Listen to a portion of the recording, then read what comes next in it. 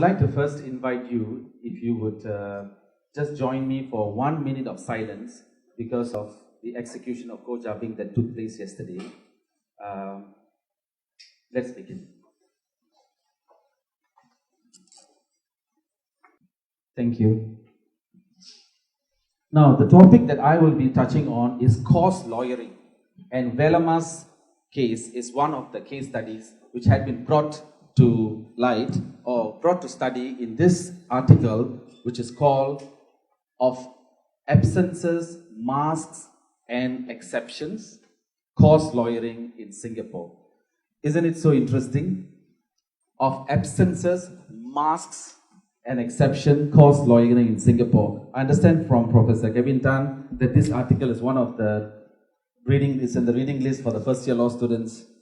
This article was written by Professors Arun and Jyoti Raja, and I didn't know about the word cause lawyering first, and it was during one of the research on the constitutional law that this student from NUS who was working in my office said that, do you know that this article is written about cause lawyering and your work is being studied in this article? And I was quite surprised, cause lawyering. Then I read this article and I said, oh my God, this is what I was doing. Then, of course, I identify quite conveniently with what I have been doing. Now, what is cause lawyering? And it's quite, it is really an appropriate moment against the backdrop of what happened yesterday, the last 2 days in the courts, and what has been happening to the lawyers' response to the death penalty issues in the courts, and whether this momentum is in fact healthy, and despite the fact that what the courts have said in terms of the procedural issues, and we would be I will be looking at some of these issues during the course of my presentation. Now, what is cause lawyering? Cause, you believe in a cause, that one must be moved by an act and on behalf of those suffering as a result of social neglect, institutions, and social structures. And cause lawyers play a significant role in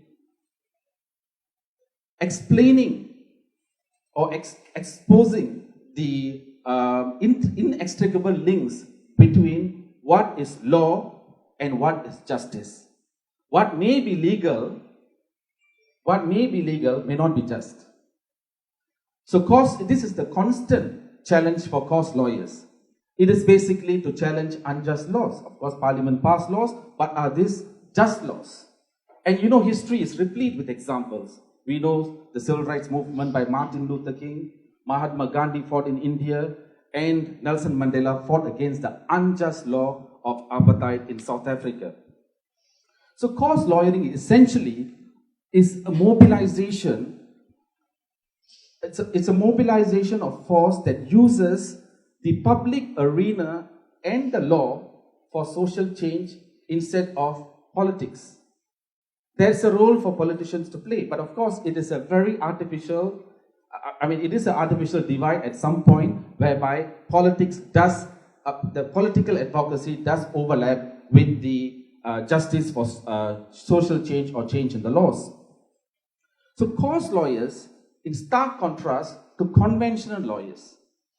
What do conventional lawyers do is what ordinarily lawyers do, take instructions, and their work is centered on client advocacy, where they provide their legal professionalism through a set of technical skills on a fee basis to individual or institutional clients.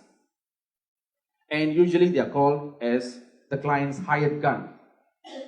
Now, essentially, cost lawyers versus cause lawyers.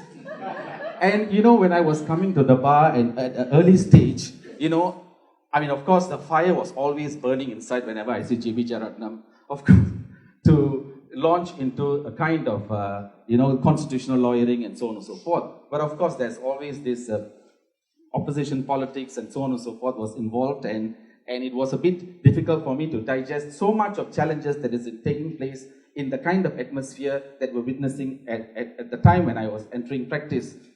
And So whenever I was interested in issues of constitutional law and wanting to change this unfair laws and so on and so forth, senior lawyers will call me and say that, young man, don't get excited. You know, make your money, play the game, and, you know, just, we are all chari makan lawyers lah, to put it simply. And so I contained myself for a while, and I will explain to you later that where was the catalyst. Now, why is there, where's the person?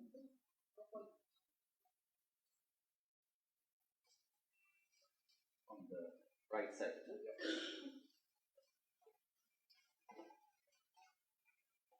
Why is there a dearth of cause lawyers in Singapore? Now, I draw my analysis from the article that is written by Professor Arun and Jyoti Raja. They have done an excellent analysis, and of course, most of that we can already understand. The socio-political context, which is the OB markets in Singapore, that has defined what is the role of the law society and the proper lawyering, the role of lawyering in Singapore. So basically, OB markets, there's a lot of self-censorship, there's a lot of self-restraint, which was practiced among the legal community. And the learned professors, in fact, used the word very interestingly. They described the situation that as if Singapore lawyers quarantined their specifically legal capacity for advocacy, such that public sentiments against state positions are almost never articulated.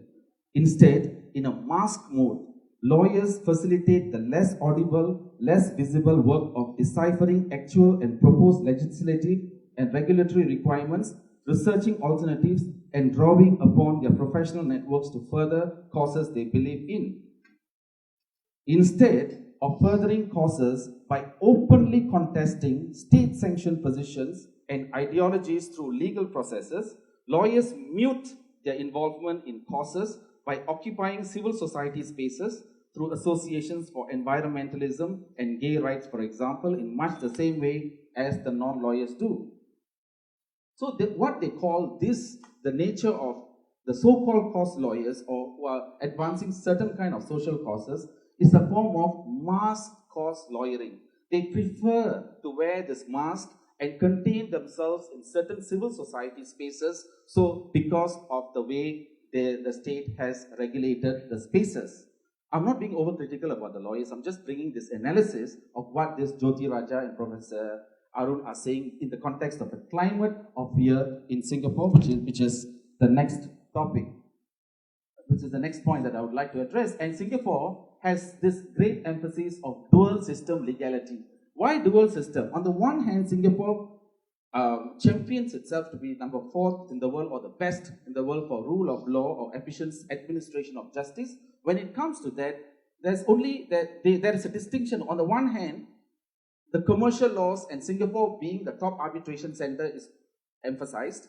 But there's at another level, when it comes to civil and political rights, it is very much suppressed. So there's a kind of dual legal system here. It should be complementary. In mature democracies, both civil political rights as well as commercial, the efficiency on commercial laws, the establishing centers, both should be emphasized, not to exclude one. Now, in 1986, you know that Francis Sia was the president of the Law Society, and we had the Legal Profession Amendment Act, which says that lawyers, the Law Society cannot comment on public legislation unless it is invited to do so. So what was happening in that backdrop? I don't know much about what was actually the examples that was brought in this literature, but Teo Soh Lung have given me some of the incidents that were happening at the bar that involved T.T. Raja and G. Raman, who were all arrested under ISA, and some of their licenses were suspended, and there was contempt of court actions taken, defamation suits, detention without trial under ISA, and political exile of Francis Sia. So these were the notable cause lawyers then. So against the backdrop of the government passing the legislation to muzzle the Law Society, as well as this oppressive measures against lawyers,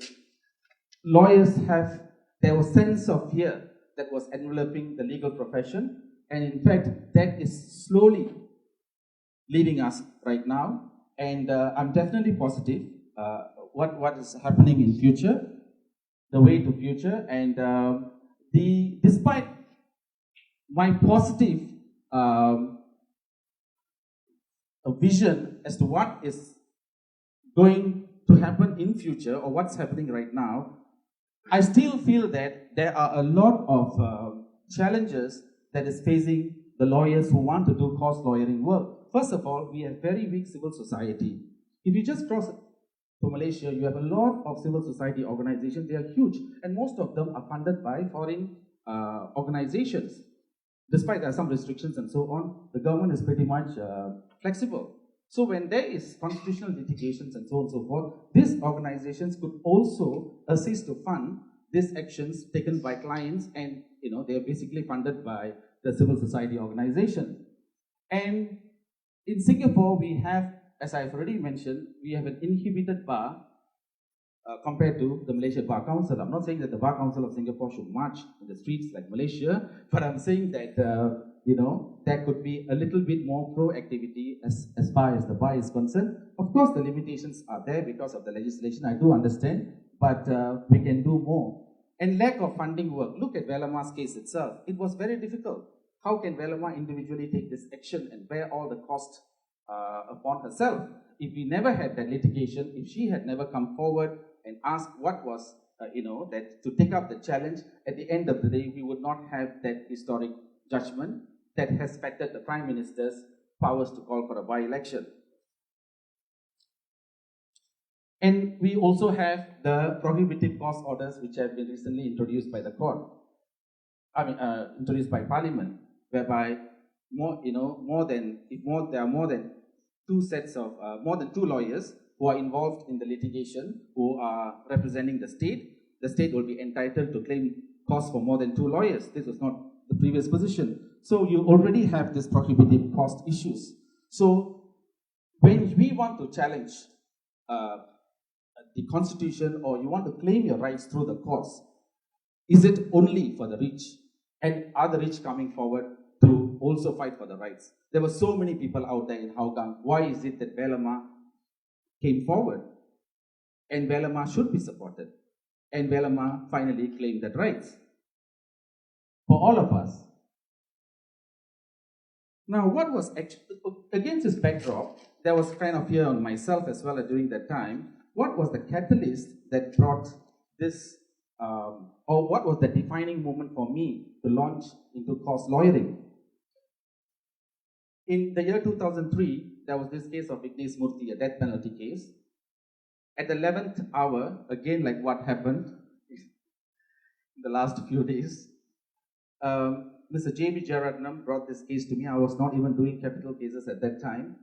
And he wrote an opinion and said that there's grievous injustice in this case, there's miscarriage of justice, would you be able to handle this case? And he has checked with other lawyers and they're not prepared to. And Mr. Subhash Anandan had already argued the case in the Court of Appeal, and there's nothing much that, basically others have said that there's nothing much they can do. But I thought that his opinion had some credible grounds to launch basically issues of miscarriage of justice, and also constitutional issues have been raised in that case. So I filed the motion at the 11th hour. It was before the Court of Appeal. On the eve of the execution, it was heard by Mr. Yong Bang Hao. And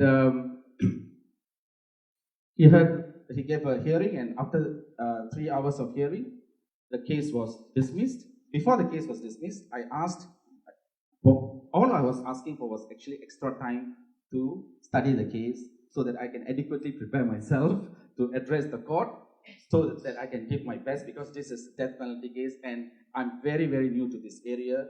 I'm not highly competent, but I was still able to take up the challenge and do my best as I could. However, he said that the case has run its course. There's no more time left. The next day is execution. The case has run its course is basically that. And I said, look, there are so many issues that will point to his innocence, as well as there are a lot of constitutional issues which will show that this boy is an innocent man. that are you going to hang an innocent man because of procedure? The question was, are you going to hang an innocent man because of procedure? His answer was yes. And I was so shocked, and I just don't know what to say. And also he the boy stood up and asked Vignesh Murthy, can I have, my lawyer was arguing for 3 hours. This was all urgently happening. I know that you're going to take my life, but please explain to me the grounds of my decision before you execute me. Give me reasons. I need to know. Isn't it fair to know why you are being executed? He said to him, yes, it will be known to you in due course. And next day they execute, and 3 weeks later they pass the judgment. You know, but it was very painful. You know, the next day, as if all this was not enough. I mean, we saw execution yesterday, how painful it, I mean, the manner in which was rushed. I mean, this was not as compared to Javing's case. I mean, of course, there's execution has to take place, but the prison didn't give the family enough time to even find their Malaysian relatives to recover the body and do a proper funeral. They said by 1 o'clock, you got to arrange for funeral. And the family didn't even have the resources. And Vignesh Murthy had 2 sisters, and both of them were screaming, and they were, in fact, I was on my way to court to do a mention after 3 weeks of lack of sleep and work and stuff. And you know, I went to the crematorium, Mandai Mount Vernon crematorium. The family was struggling with the police. The police are rushing. I mean, basically, the state is conducting its own funeral because they thought that they don't have the resources. But they wanted more time to gather the resources.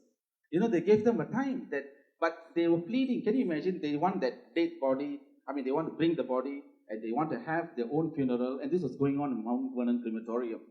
And when I went there, I saw this was the scene.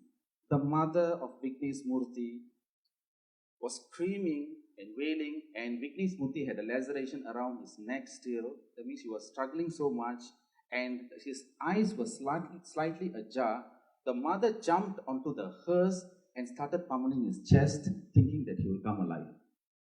When I looked at that scene and the way they are struggling and we are trying, of course, I managed to get the body on a funeral hearse, another funeral hearse, and get to our own place to do the funeral.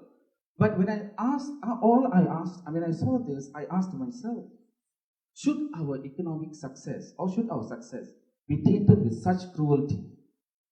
Should our humane response to the death penalty will cause a collapse of our metropolis? I mean, why this rush? Is our street, I mean, especially I'm talking about the body, you know, that you don't want to give the family for a proper funeral to be done. So after that, I told myself, no, come on, just let's go with the flow, just do whatever you have to do, leave it to the universe.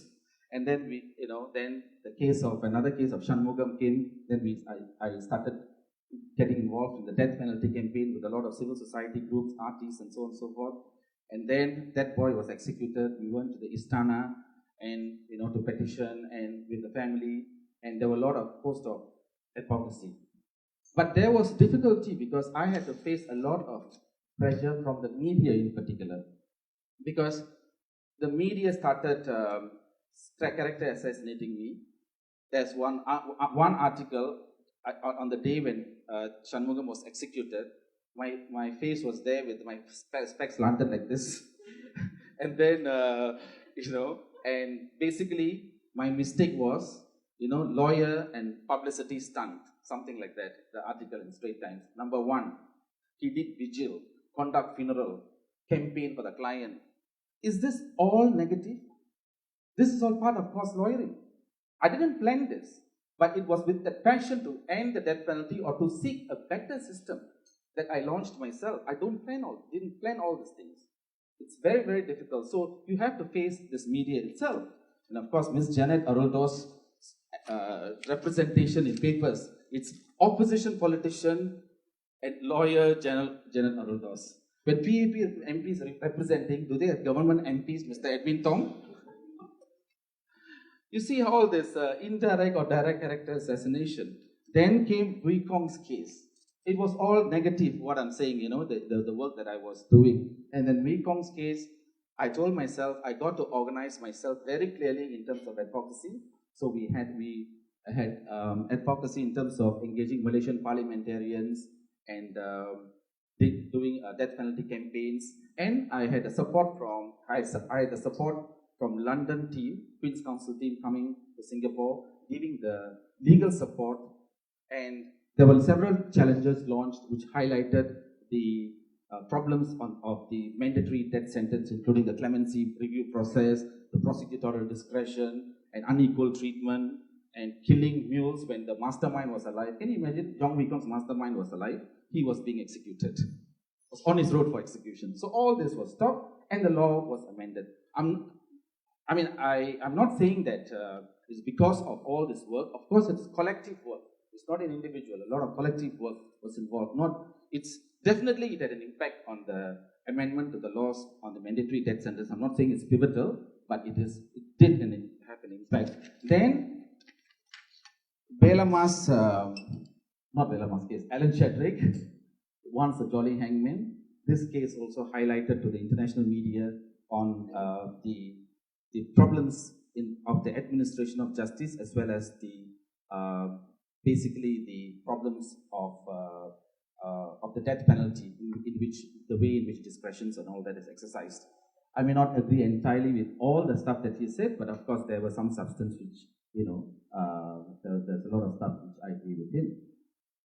And Madam Belama's constitutional challenge, we heard Professor Kevin Tam's wonderful presentation on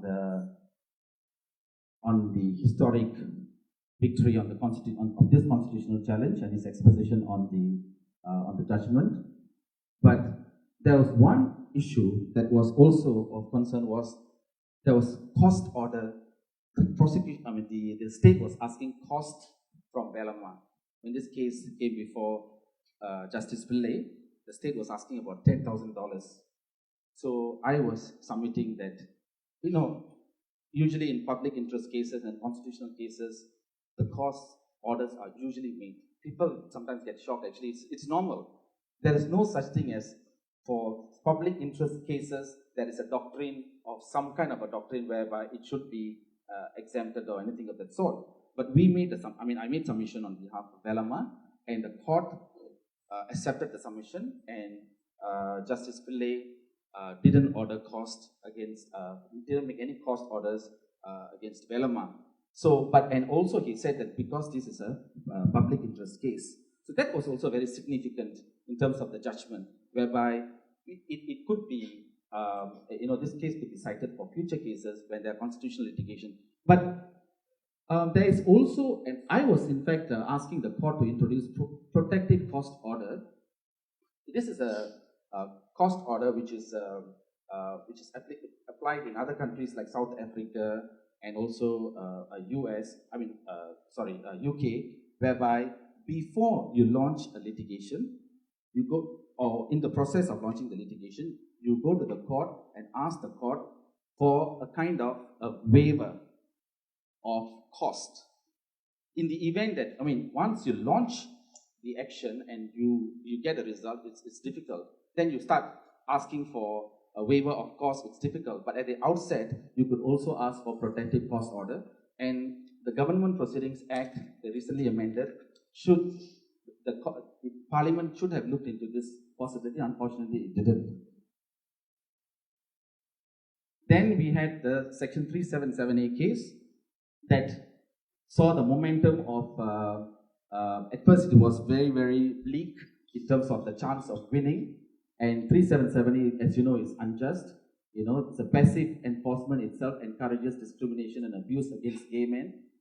And if it was not truly enforced, why then it should be kept in the law? And it also, discriminates against gay men vis-a-vis lesbians. And there were other social justice issues involved. So 377A's challenge, initially it was very difficult, but it came a success because Tanning Ong, my client, although the prosecution withdrew the charge or dropped the charge on 377A, he was able to proceed with the challenge. And then the gay community was invigorated with this challenge, with the prospect of potentially striking out 377A as unconstitutional. And then a gay couple joined the challenge. Mr. Peter Low was involved in the challenge as well. And there was a lot of engagement, and civil society, the gay community also started a fund for the litigation of the new team of lawyers. So that was quite significant as well, because the way the constitutional lawyering has been going on in the last few years, it was difficult in the initial stage to get cost to support for the litigation. And 377A, there was a lot of support for the case. So as I said, what is legal is often not just, and what is just is often not at all legal. So we have to start somewhere. We have to step out of the convention. There are not that many risks as in the 80s that we witnessed.